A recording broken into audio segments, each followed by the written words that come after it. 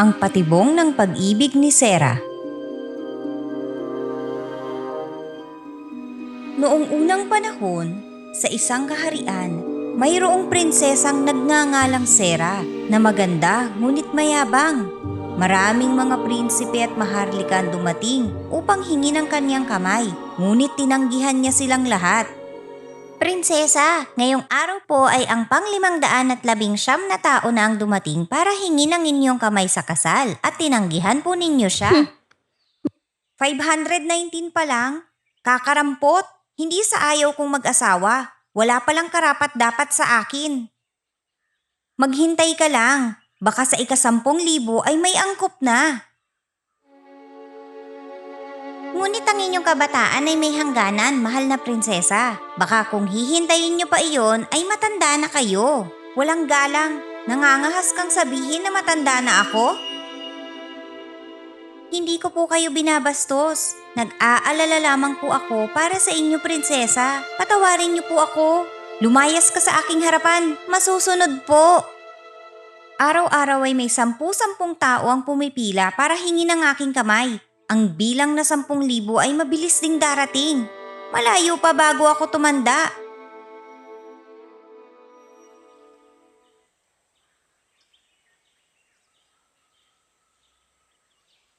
Kainis? Walang bangong bulaklak? Ipag-uutos ko sa aking amang hari na parusahan ng hardinero. Naku, sino kaya siya at bakit napakakisig? At may kakaibang karisma. Ibang-iba sa mga lalaking karaniwan kong nakikita. Mahal na prinsesa, narinig ko po na si Prinsipe Alas ng Ota ay bumibisita sa hari ngayon. Marahil po ay siya iyon.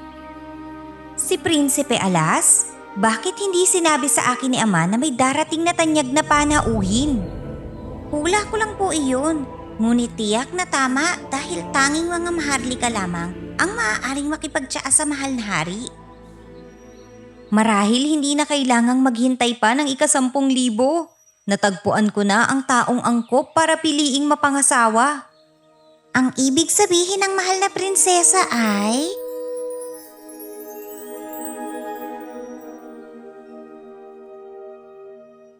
Kamahalan, narinig ko po na ipinapatawag niyo ako ng madalian. Hindi ko po alam kung anong maipaglilingkod ko sa inyo. Ito ay isang magandang balita. Ito si Prinsesa Sera, ang aking anak.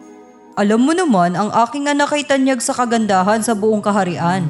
Maraming mga prinsipe at maharlikang nanligaw, ngunit lahat ay tinanggihan niya. Ngunit ngayon ay ikaw ang napili niya, tanggapin mo ang karangalang ito. Ang ibig kong sabihin ay... Nais kong ipakasal sa inyo ang aking anak upang maging kanyang prinsipe. Patawad po.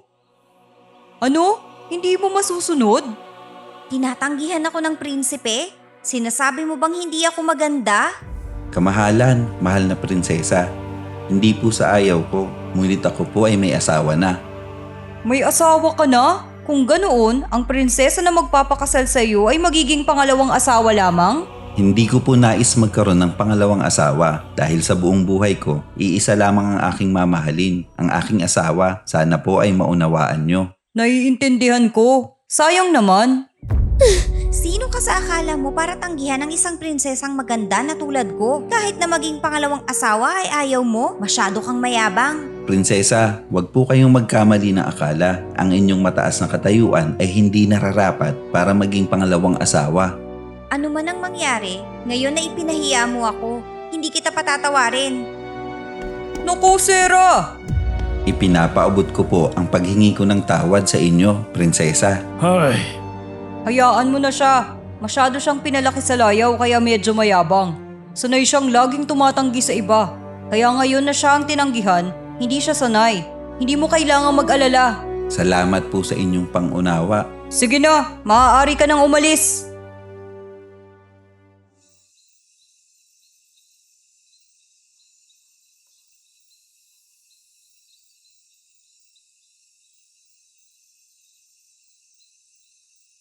Magbantay ka sa labas. Papasok lang ako saglit. Prinsesa, anong ginagawa ninyo sa lugar na ito? Masyadong madilim dito at nakakatakot. Anong nakakatakot? Duwag, ligtas ang lugar na ito. Manatili ka lang dyan at hintayin ako.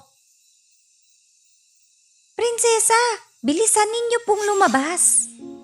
Mangkukulam Cyrus, ngayon ay kailangan kita.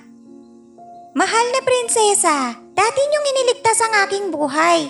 Handa akong sundin ang anumang ipag-uutos ninyo. Magaling, kailangan ko ng isang gayuma na kayang mahumaling ang sino mang lalaki. Kaya mo ba itong gawin? Gayuma? Hindi ba't ang kagandahan ninyo ay walang kapantay, mahal na prinsesa?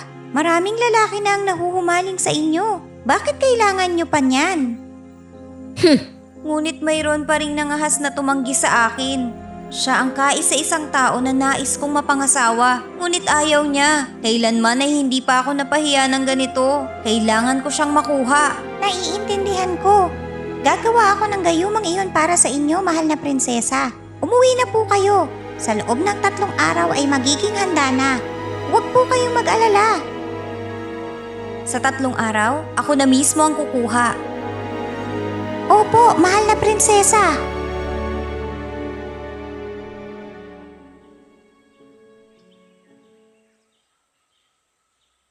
Noong huling bumisita ang prinsipe, naging bastos ako. Ngayon, personal akong naparito upang humingi ng paumanhin. Sana'y mapatawad mo ako. Masyado kayong formal, prinsesa. Ako ang dapat humingi ng tawad. Nang araw na iyon, tumanggi ang prinsipe para sa ikabubuti ko. Pero naging bastos ako.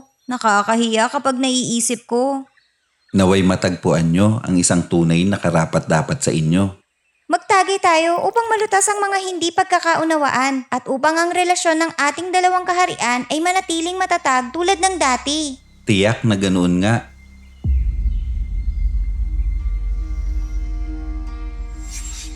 Prinsesa, ito ang pinakamalakas na love potion na nalikha ko.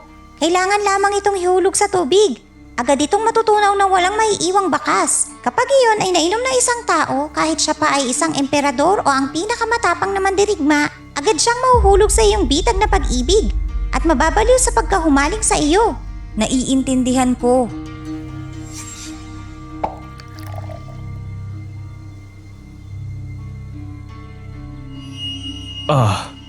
Bakit bigla akong nahihilo? Ayos ka lang ba? Baka nahanginan ka. Prinsipe Alas, bakit ganyan ang tingin mo sa akin? Sarah, napakaganda mo. Wala pa akong nakitang babaeng kasing ganda mo. Prinsipe, ano ang sinasabi mo? Alas, ano ang balak mong gawin? Mahal kita.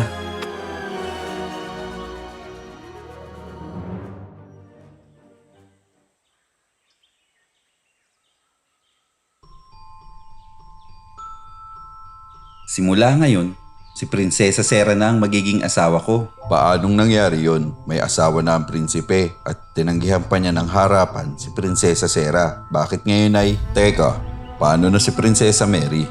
Yumuko kayo't batiin si Prinsesa Sarah. Pagbati, Prinsesa Sarah. Hoy Alas, tandaan mo na iisa lang ang dapat mong asawa. Alam mo na ang dapat mong gawin. Alam ko, aasikasuhin ko na agad.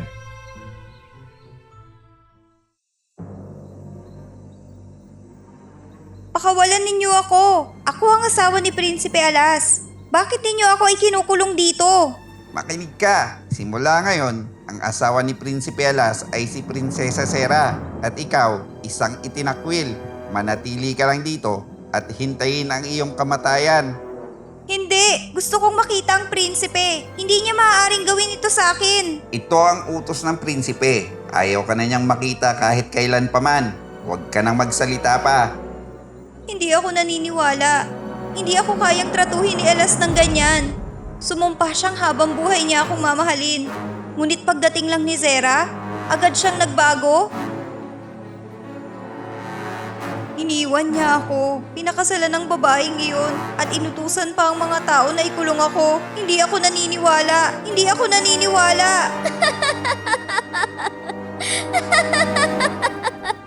Hindi hindi ka naniniwala sa katotohanan ito, maniwala ka man o hindi, kailangan mong tanggapin. Dahil si Prinsipe Alas ay akin ang pag-aari. Akin na siya magpakailanman.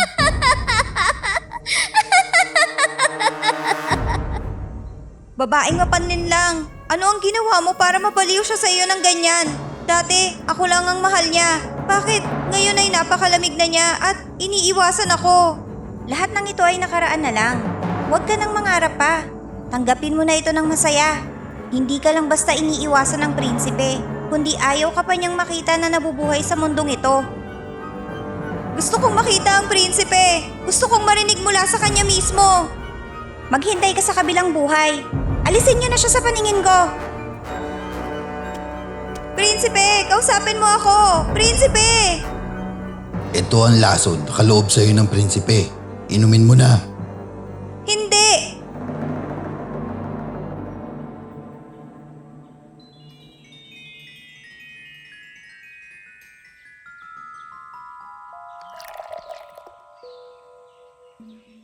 Narinig ko, kagabi ay ipinapatay mo si Mary. Tama! Ikaw din naman ang pumayag dito. Tapos ngayon ay nagtatanong ka pa sa akin? Ngunit hindi ba't sobra naman iyon? Sapat na sanang palayasin na lang siya. Hindi maaari. Nangahas siyang akitin na tuksuhin ka. Ang hayaan siyang mabuhay sa mundong ito ay parang pag-aalaga ng isang malaking sakuna. Dapat kang maging aking lamang. Naaawa ka ba sa kanya ngayon? Hindi ikaw lang ang mahal ko. Wala akong ibang ibig sabihin. Lahat ay susundin ko para sa'yo. Mabuti at alam mo yan. Kapag nangahas kang tumingin sa ibang babae, lagot ka sa akin. Pagkalipas ng ilang panahon,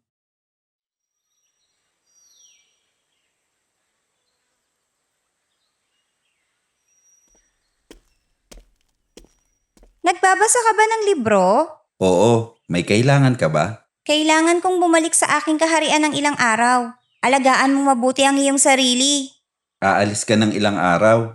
Mamimiss kita ng sobra. Mabilis lang ito. Pagbalik ko, may regalo ako para sa'yo. Mag-ingat ka ha. Umaga ka umalis at maaga kang bumalik sa akin. Alam ko. Ang gayuman ng mangkukulam na si Cyrus ay talagang mabisa. Halos mabaliw na siya sa pag-ibig sa akin at hindi na niya ako maiwan kahit isang hakbang. Magaling! Kung ano ang gusto nitong si Sarah, dapat niyang makuha. Sino ba namang nagsabi sa iyong ayaw mong sumama sa akin ng kusa?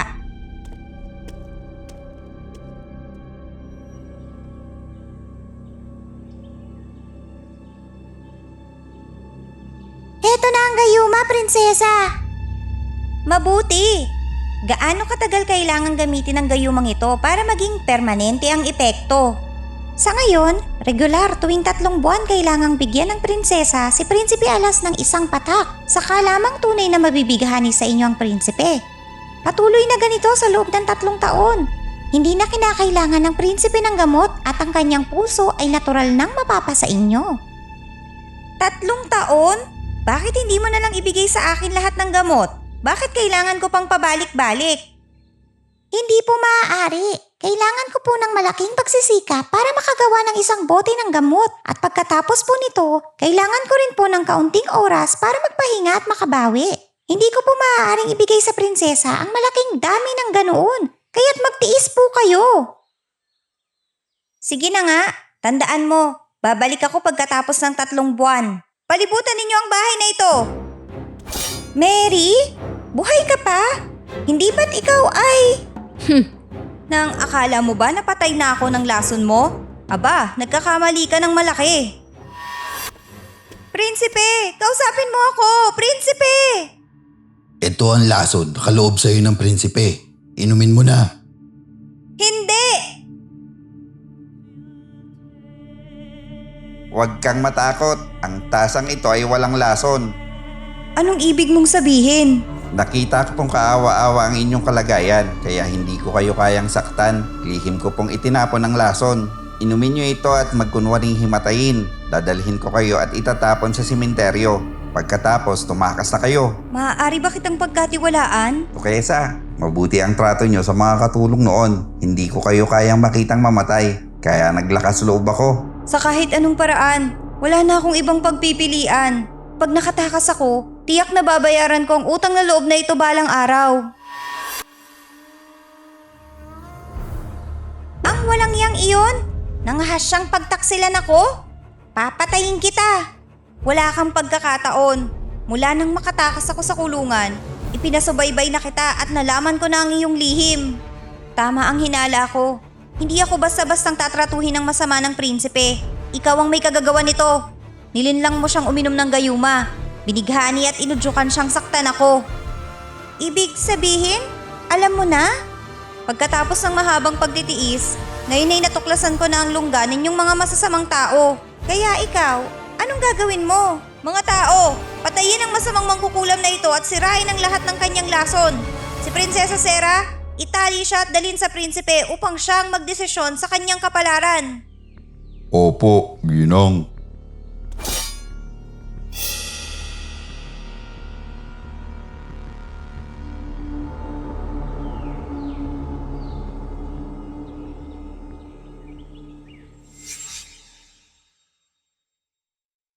Diyos ko, parang dumaan ako sa isang napakahabang panaginip. Prinsipe, gising ka na ba?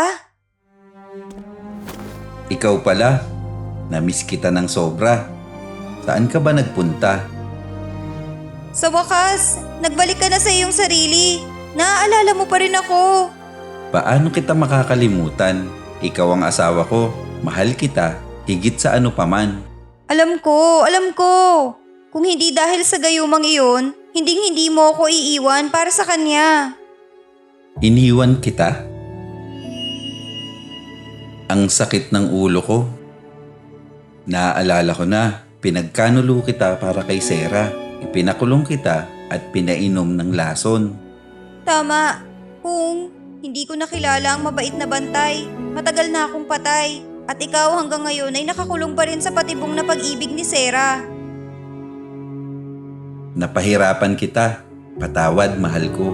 Nasaan ang kasuklam-suklam na Sera na yon? Ipapahuli ko siya. Huwag kang mag-alala. Ipapapatay ko na ang masamang mangkukulam, ang alagad ni Sera. Kung hindi, paano ka magigising ng ganito? At si Sera, dinala ko na rin siya dito. Hindi mo na kailangang mag-abala. Dalhin siya rito! Kaya pala, lahat ng ito ay kagagawan mo. Demonyo ka. Ako nga ang may gawa nito. Sinong nagbigay sa'yo ng karapatang tanggihan ako habang libu-libong tao ang lumuluhod at nagmamakaawa para sa aking pag-ibig? Malinaw kong sinabi sa'yo mula sa simula na may asawa na ako. Bakit ka pa rin nagpumilit? Hindi ko matanggap. Hindi ko matanggap ang anumang dahilan para sa pagtangging ito. Nakakahiya. Baliw ka na talaga.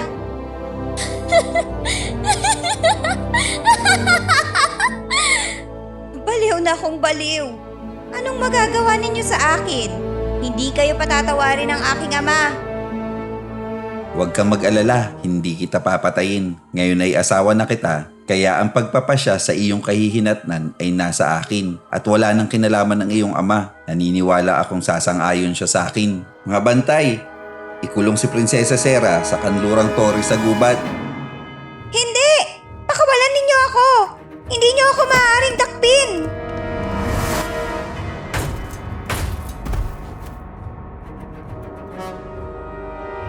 Mula noon, si Prinsesa Sera ay namuhay ng mag-isa sa madilim na kulungan hanggang sa pagtanda, bilang kabayaran sa kanyang kasakiman at kasamaan.